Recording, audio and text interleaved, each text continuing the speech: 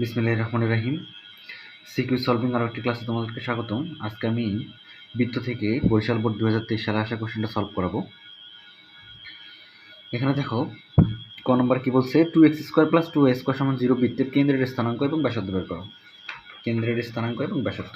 আচ্ছা, এটা কিন্তু দেখেই বোঝা যাচ্ছে এটা হচ্ছে আমাদের যেহেতু আমাদের এখানে ব্যাসার্ধ নাই, তার মানে এখানে কি এটা বলতো মূলবিন্দুগামী x² + y² কি 0 মূলবিন্দুগামী বৃত্তের সমীকরণ হবে, তাই না? মূলবিন্দুগামী বৃত্তের সমীকরণ। তাহলে এই বৃত্তের কেন্দ্র কত হবে? 0 0 এবং ব্যাসার্ধ এখানে কি হবে? 0। এক লাইন করে নিলে তোমরা বুঝতে পারবা। ক নম্বর এখানে কি আছে দেখো, 2x² + 2y² = 0। তাহলে তুমি এখান থেকে 2 কমন নিয়ে নাও। 2 কমন নিলে কি থাকবে? x² + y² = 0। ওই 2 যদি আমি ওই পাশে পার করে দিই তাহলে হবে হচ্ছে x² + y² = 0। দেখো তো এটা কি মূলবিন্দুগামী বৃত্তের সমীকরণ। আর আমরা জানি মূলবিন্দুগামী বৃত্তের সমীকরণের ক্ষেত্রে কেন্দ্র কত হয়? কেন্দ্র হচ্ছে 0, 0 এবং ব্যাসার্ধ কত? এখানে দেখো ব্যাসার্ধ হচ্ছে 0। এটাই হচ্ছে আমাদের ক নম্বর আনসার। চলো খ নম্বরটা করে ফেলি। খ নম্বরে কি বলছে একটু খেয়াল করো। এ ও বি বিন্দুদ্বয়ের স্থানাঙ্ক। এ বিন্দু এবং বি বিন্দুদ্বয়ের স্থানাঙ্ক দেওয়া আছে। এই যে এখানে এ বিন্দু এটার স্থানাঙ্ক দেওয়া আছে এবং বি বিন্দুর স্থানাঙ্ক দেওয়া আছে। এবং সি কেন্দ্র বিশিষ্ট বৃত্তের সমীকরণ বের করতে বলছে। এই যে সি কেন্দ্র বিশিষ্ট বৃত্তের সমীকরণ। আচ্ছা, তুমি সি কেন্দ্র বিশিষ্ট বৃত্তের সমীকরণ বের করবা। বৃত্তের সমীকরণ বের করতে তোমার কেন্দ্র লাগে, ব্যাসার্ধ লাগে, তাই না? অর্থাৎ তুমি আগে বৃত্তের সমীকরণটা ধরে নাও। ধরি বৃত্তের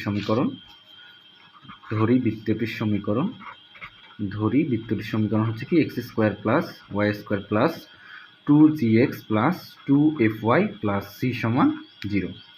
তাহলে দেখো তো আমাদের এখানে কি কি অজ্ঞাত আছে। এখানে কিন্তু আমাদের কি কি লাগবে বলো তো? এই যে জি এর মানটা লাগবে, অর্থাৎ জি লাগবে, এফ লাগবে এবং সি লাগবে। এই যে জি, এফ, সি, এই তিনটের মান যদি তুমি বের করতে পারো তাহলে তোমার কাজ শেষ। ওকে, জি এবং এফ এই দুটো তো আমাদের কেন্দ্র থেকে আসবে, এই কেন্দ্র থেকে আসবে, তাই না? এই কেন্দ্র থেকে আসবে। এবং সি হচ্ছে দেখো, আচ্ছা আমি করাচ্ছি, দেখো তোমরা বুঝতে পারবা। এখানে দেখো এই কেন্দ্র কিন্তু এইটা। তো এই বৃত্তের কেন্দ্র যদি তুমি বের করতে চাও, এই কেন্দ্র বের করার জন্য আমি এখান থেকে লম্ব টানলাম। এই যে কেন্দ্র থেকে এই জ্যায়, এ বি কিন্তু হচ্ছে বৃত্তটির জ্যায়। তাহলে এই জ্যায়ের উপর আমরা কি টানলাম? লম্ব টানলাম। তাহলে বলো তো, আমরা জানি কেন্দ্র থেকে কোনো বৃত্তের জ্যায়ের উপর যদি আমরা লম্ব টানি তাহলে ওইটা কি করে? সমকোণে সমদ্বিখণ্ডিত করে না? সমকোণে সমদ্বিখণ্ডিত করে, তাই তো? তারপর তুমি এখানে এই এতটুকু টেনে দাও। এই বৃত্তটা দেখো এই যে ওয়াই অক্ষ থেকে 0,3 বিন্দুতে করছে, স্পর্শ করছে। 0,3 বিন্দুতে স্পর্শ করছে। তাহলে আমরা বলতে পারি, বলো তো এতটুকু কত? এতটুকু হচ্ছে 3, এতটুকু হচ্ছে 3। তাহলে এতটুকু কত? এতটুকু কিন্তু 3। তাহলে এই বিন্দুটার স্থানাঙ্ক কত বলতে পারবা? এই বিন্দুটার স্থানাঙ্ক হবে এই বিন্দু। তোমাকে যদি আমি বলি 2,3 বিন্দুটা বসাও, মানে কার্তেশীয় স্থানাঙ্ক বসাও, তাহলে তুমি কি করো? এইদিকে নাও 2 ঘর, এইদিকে নাও 3 ঘর, তাই না? এখানে বসাও তুমি 2,3। তার মানে এতটুকু ছিল 2, এতটুকু ছিল 3, সেরকম। তাহলে দেখো এখানে আমাদের এতটুকু কত বলো তো? এতটুকু হচ্ছে তুমি জানো না, এতটুকু তুমি জানো না, কিন্তু তুমি হচ্ছে এতটুকু জানো। কারণ এটা যদি 3 হয়, এটা হচ্ছে 3। তার মানে এই যে কেন্দ্রের হচ্ছে কোটি হচ্ছে 3, এতটুকু 3 হলে কেন্দ্রের কোটি হচ্ছে 3, তাই না? এখন হচ্ছে ভুজটা হবে এখানে। তাহলে ভুজটা কত হবে? এই এতটুকু কত হবে? এতটুকু কত হবে? তাহলে এই বিন্দুটা তোমার লাগবে না, এই যে এফ বিন্দুটা তোমার লাগবে। এখন এখানে যদি তুমি এখানে এফ ধরে নাও, একটা বিন্দু ধরে নাও এফ, মধ্যবিন্দু। তাহলে আমি যদি এ বি এর মধ্যবিন্দু বের করতে পারি, এ বি এর মধ্যবিন্দুটাই হবে হচ্ছে এই বিন্দুর ভুজ, তাই না? মানে মধ্যবিন্দুটা বের করলে এতটুকু যতটুকু হবে এটা হবে তার হচ্ছে ভুজ। বুঝতে পারছো? এই কেন্দ্রটার ভুজ হবে। ওকে, তাহলে চলো এই এ বি এর মধ্যবিন্দু বের করি। কেন মধ্যবিন্দু বের করলে হবে বুঝতে পারতেছো? কারণ সমকোণে সমদ্বিখণ্ডিত করছে।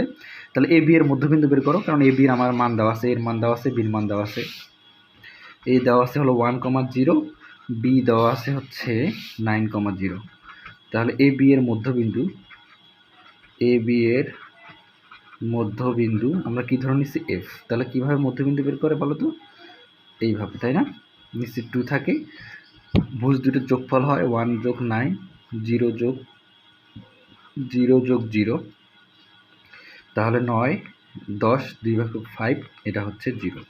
তাহলে দেখছো মধ্যবিন্দু হচ্ছে 5,0। তাহলে এই যে মধ্যবিন্দু আমরা পাইলাম 5,0, এই বিন্দুটা। তো 5,0 হলে এতটুকু 5, এতটুকু কত 5, তাহলে এতটুকু 5 হইলে এই যে এটা হবে 5।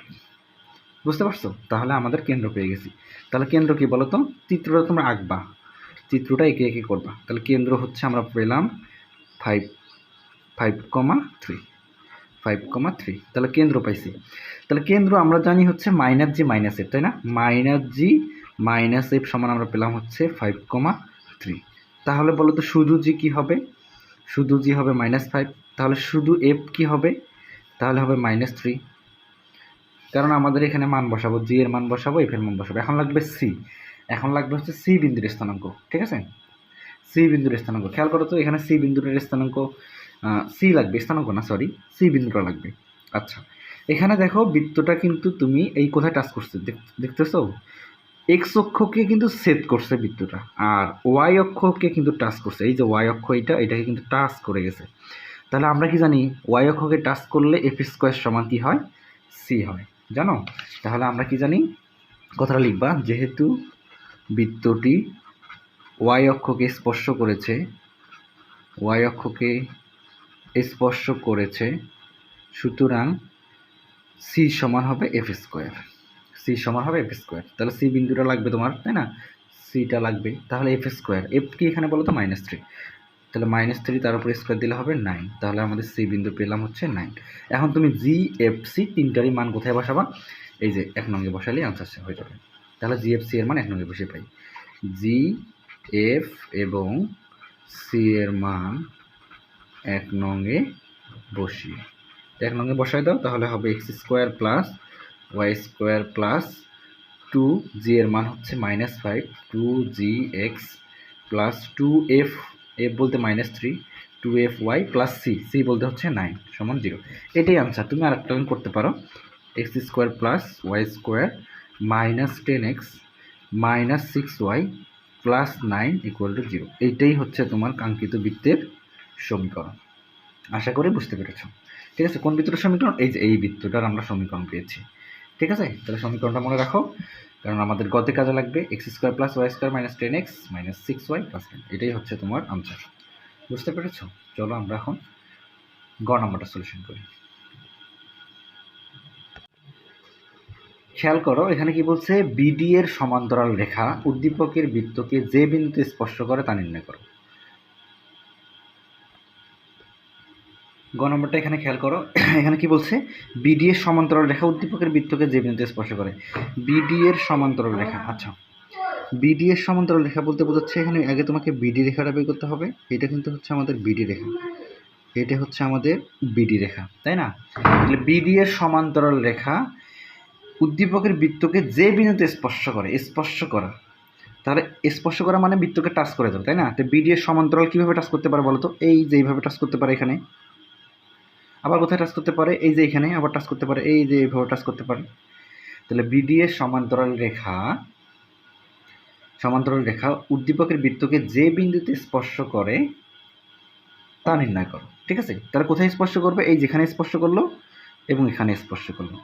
ঠিক আছে, তাহলে এই দুটির স্থানাঙ্ক বের করতে বলছে। আমি চিত্রটা যদি আবার আঁকি, এখানে খেয়াল করো, তাহলে বিডি এর সমান্তরাল রেখা, আগে বৃত্তটা দেখে আঁকার ট্রাই করি। এখানে হচ্ছে আমাদের, আগে বৃত্তটা এঁকে ফেলি। দেখো বৃত্তটা হচ্ছে এইরকম, এখানে টাচ করে গেছে এইরকম বৃত্তটা। আচ্ছা, তাহলে বিডি এর সমান্তরাল রেখা, তাহলে বিডি রেখাটা হচ্ছে এইটা হচ্ছে বিডি রেখা। তো বিডি রেখার সমান্তরাল রেখা হইতে পারে এখানে একটা, এই যে বিডি রেখার সমান্তরাল এখানে টাচ করছে, এবং বিডি রেখার সমান্তরাল হবে এখানে, তাহলে এখানেও টাচ করছে, তাই না? বিডি রেখার সমান্তরাল রেখা। এবং এখানে ছিল আমাদের কি বিন্দু বলো তো?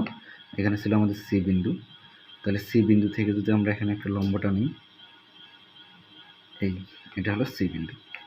তাহলে আমাদের বের করতে হবে, বলছে বিডি এর সমান্তরাল রেখা, এটা ডি এটা বি। তাহলে বিডি এর সমান্তরাল রেখা হইতে পারে দুইটা, সমান্তরাল রেখা হতে পারে দুইটা, কেননা স্পর্শ করে যাবে এরকম। তাহলে দেখো এই পাশে একটা স্পর্শ করা যায়, আবার এই পাশেও একটা স্পর্শ করা যায়। তাহলে এই বিন্দুতে স্পর্শ করছে, আবার এই বিন্দুতে স্পর্শ করছে, তাই না? তাহলে তোমাকে এই দুটো বিন্দু বের করতে হবে। তাহলে বিডি, তাহলে তুমি এটাকে যেহেতু এখানে সি, তাহলে এটাকে দাও ই, এটাকে দাও এফ। তোমাকে ই বিন্দু লাগবে এবং এফ বিন্দু লাগবে, এই দুটো বিন্দু তোমাকে বের করতে বলছে। ঠিক আছে, এই বিন্দু তোমাকে এখন তার আগে তোমাকে বিডি রেখাটা বের করতে হবে। তাহলে বিডি রেখাটা বের করে ফেলে, চলো আগে বিডি রেখাটা বের করে ফেলি। আর বৃত্তটার সমীকরণ তো তুমি জানোই। আচ্ছা, এটা তুমি এই যে এই বিন্দুটা তুমি কীভাবে বের করতে পারবা? এই বিন্দুটা বের করতে পারবা, দেখবা যে এই দুইটা মানে এই বিন্দুটা বের করতে তখনই পারবা দেখবা যে এটা কোন দুইটা জিনিসের মধ্যে টাচ করে আছে। এখানে কিন্তু আমাদের একটা রেখার মধ্যে টাচ করছে এবং আর একটা বৃত্তের মধ্যে টাচ করছে। তার মানে আমাকে রেখা এবং বৃত্তটা সমাধান করতে হবে। ঠিক আছে, একটা রেখা এবং আর একটা বৃত্ত, তাই না? এখানে দুইটা রেখা টাচ করছে, এখানে একটা রেখা, এখানে একটা রেখা। তাহলে তুমি এই যে এটাকে কখন পাবা? যখন তুমি এই যে বৃত্তটা সমাধান তো করা আছে, অর্থাৎ বৃত্তটা এবং রেখাটা যদি তুমি সমাধান করতে পারো তাহলে তুমি এই বিন্দুটা পেয়ে যাবে। ঠিক আছে, তাহলে চলো আমরা করে ফেলি। আগে বিডি রেখাটা বের করি। আমাদের যেহেতু বি বিন্দু দেওয়া আছে, বি বিন্দু আমরা পাইছিলাম হচ্ছে দেওয়া ছিল 9,0 এবং ডি বিন্দু আমাদের দেওয়া আছে 0,3। তাহলে বিডি আগে তুমি বিডি রেখাটা বের করো। বিডি রেখার সমীকরণ বের করে ফেলো। বিডি রেখার সমীকরণ কি? X minus x1 x1 minus x2 equal to y minus y1 y1 minus y2, তাই না? y minus y1 y1 minus y2। তাহলে করে ফেলো। x মাইনাস x1 কত? যদি আমরা হচ্ছে এটাকে x1 এটা y1 ধরি, এটা হলো x2 এটা হলো y2। তো x মাইনাস x1 বলতে 9, x1 মাইনাস x2 বলতে এখানে 0, y মাইনাস y1 বলতে এখানে হচ্ছে 0, y1 মাইনাস y2 বলতে হচ্ছে 3। তাহলে উপরে থাকতেছে হচ্ছে x মাইনাস 9, নিচে থাকতেছে 9, উপরে y, নিচে থাকতেছে -3। ঠিক আছে, তাহলে তুমি যদি একটু কেটে ছোটো করে ফেলতে চাও ফেলতে পারো, 3 × 9। তাহলে তুমি আর গুণ করে দাও, এখানে 1 থাকতেছে, তাহলে হচ্ছে -x প্লাস 9, এই পাশে আর গুণ করলে হবে 3y। সবগুলো যদি আমি এক পাশে নিয়ে যাই তাহলে হবে x plus 3y minus 9 equal to হচ্ছে 0। এটা হচ্ছে আমাদের বিডি রেখার সমীকরণ। এখন দেখো, এখন সি বিন্দু কিন্তু তোমার জানা আছে, সি বিন্দু হচ্ছে 5,0। এখন আগে আমরা এই যে এই রেখাটা বের করে নিব, ইএফ রেখাটা বের করে নিব। ঠিক আছে, আমরা কিন্তু বিডি রেখা পেয়ে গেছি। বলো তো ইএফ রেখাটা আমরা কীভাবে বের করব? যখন আমি ইএফ রেখাটা পাবো তখন আমি ইএফ রেখা এবং এই যে এখানে ইএফ রেখাটা টাচ করে আছে না, এই যে ইএফ রেখাটা টাচ করে আছে, তাহলে তখন আমরা এই যে এই রেখাটা এবং এই বৃত্তটা সমাধান করব। ঠিক আছে, তখন আমরা এই বিন্দুটা পেয়ে যাব। বুঝতে পারছো? তাহলে চলো আমরা করে ফেলি। আগে আমরা ইএফ রেখাটা বের করি। ইএফ রেখা কিন্তু বিডি রেখার উপর লম্ব রেখা। দেখো এই যে বিডি রেখার উপর ইএফ রেখাটা কিন্তু আমাদের কি রেখা? লম্ব রেখা। তাহলে বিডি রেখার লম্ব রেখা বের করে ফেলো। বিডি রেখার লম্ব রেখার সমীকরণ হবে ইএফ রেখা। তাহলে এটা হলো বিডি রেখা। তাহলে বিডি রেখার লম্ব রেখা হলো ইএফ রেখা। তাহলে বিডি রেখা লম্ব রেখা বের করে ফেলো। লম্ব রেখা কীভাবে বের করে? আমাদের জানি এক্সচেঞ্জ হয়, 3 এখানে যাবে, তাই না? 3 এখানে সহগ এর সহগ এখানে যাবে, তাহলে হবে 3x, মাঝখানে চিহ্ন পরিবর্তন হবে মাইনাস কি y, এখানে যাই থাকুক হবে প্লাস কে সমান হচ্ছে 0। এটা হচ্ছে ইএফ রেখা। তাহলে ইএফ রেখার মধ্যে দেখো কে কে তুমি জানো না, তাই না? তো ইএফ রেখাটা দেখো কোন বিন্দুগামী? ইএফ রেখার মধ্যে কিন্তু একটা বিন্দু আছে, সি বিন্দু। ঠিক আছে, যা সি বিন্দুগামী, যা সি বিন্দুগামী। সি বলতে হচ্ছে 5,3 বিন্দুগামী। তাহলে বিন্দুটা তুমি এখানে বসায় দাও। 3 × x এর পরিবর্তে বসাবা 5 মাইনাস y এর পরিবর্তে বসাবা 3 প্লাস কে সমান হচ্ছে 0। এখান থেকে 15 থেকে 3 গেলে প্লাস, এখান থেকে থাকতেছে হচ্ছে 12 প্লাস কে সমান 0। তাহলে কে এর মান পাচ্ছ হচ্ছে তুমি -12। তাহলে কে এর মানটা কোথায় বসাবা? এই যেখানে বসায় দাও, কে এর মানটা এখানে বসায় দাও। তাহলে তুমি পাচ্ছ হচ্ছে এই যে ইএফ রেখা পাচ্ছ হচ্ছে 3x minus y minus 12 equal to হচ্ছে 0। এটা হচ্ছে আমাদের কী রেখা বলো তো? ইএফ রেখা। এখন তুমি কোন দুটো রেখা সমাধান করবা? এই যে তুমি এই বিন্দুটা বের করতে চাচ্ছ, তো এই বিন্দুটা বের করতে গেলে কীভাবে করতে হবে? দেখতে হবে এটা কোন কোন জিনিসকে টাচ করে আছে। এটা হচ্ছে এই বৃত্তটাকে টাচ করে আছে এবং এটা হচ্ছে এই রেখাকে টাচ করে আছে, তাই না? এই রেখাকেও টাচ করে আছে, তবে তো তুমি তো এই রেখা জানো না। তাই আমাদের বের করতে হবে, এই রেখা তো আমরা বের করে নিচ্ছি, তাহলে আমাদের এটা সমাধান করতে হবে বৃত্তটা এবং হচ্ছে এই রেখাটা। তাহলে রেখাটা আমরা পেয়ে গেছি, এটা ইএফ রেখা, এটা হলো ইএফ রেখা। আর বৃত্তটা তো তুমি পেয়েইছো, বৃত্তটা কি পাইছো? এই বৃত্তটার সমীকরণ আমরা খ থেকে পেয়েছি, তাই না? বৃত্তটার সমীকরণ কী ছিল খতে? বৃত্তটার সমীকরণ ছিল হচ্ছে x square plus y square minus 16x minus 6y plus 9 সমান 0। এটা হলো বৃত্তটার সমীকরণ। তাহলে এই দুটো জিনিস তুমি এখন সমাধান করবা, সমাধান করে ফেলো। এখান থেকে তুমি ওয়াইয়ের মানটা এখানে বসাই দিতে পারো, ওয়াইয়ের মানটা বের করে এখান থেকে দেখো তো, বা ওয়াই সমান কী লেখা যাবে এখানে? ওয়াই সমান লেখা যাবে 3x মাইনাস 12, এখান থেকে এটা ওয়াই সমান লেখা যাবে। তো ওয়াইয়ের মানটা তুমি এখানে বসাই দাও, ওয়াইয়ের মানটা তুমি এখানে বসাই দাও। এটা তুমি 1 নং দিতে পারো, এটা 1 নং, তো 1 নং তুমি এটা 2 নং বৃত্তের মধ্যে বসাই দিতে পারো। তো বসাই দাও এখানে। তাহলে কী থাকতেছে এখানে? এক্স স্কোয়ার, ওয়াইয়ের পরিবর্তে তুমি বসাবা হচ্ছে 3x মাইনাস 12, তার উপরে square plus 16x minus 6 into ওয়াইয়ের পরিবর্তে তুমি বসাই দাও 3x minus 12 plus 9 equal to হচ্ছে 0। তাহলে তুমি এখান থেকে সমাধান করো, এখান থেকে যদি তুমি ক্যালকুলেশন করো তাহলে কী আসতেছে দেখো তো, একবারে ডিরেক্ট যদি আমি করে ফেলি, তোমরা দুলেম করে ফেলবা, দেখবা এটা আসবে 10x square minus 100x plus 225 সমান হচ্ছে 0। এটা কিন্তু আমাদের মিডল টার্ম যায় না, যেহেতু আমাদের মিডল টার্ম যায় না, তাহলে এটা আমরা এখন কীভাবে করতে পারি?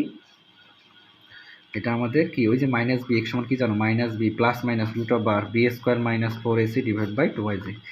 যদি আমাদের মিডল টার্ম না যায় তাহলে এভাবে করতে হয়, তাই না? তাহলে আমরা এখান থেকে এক্স এর মানটা যদি, এখান থেকে তুমি আবার কি কমন নিতে পারো? একটু 2 কমন নিতে পারো না, এখান থেকে তুমি কমনে ছোটো করতে পারো, ছোটো করতে পারো। সেটা হচ্ছে 5 দিয়ে কমন, 5 কমন না, 5 কমন যায়, 5 কমন নিলে কি থাকতেছে এখান থেকে?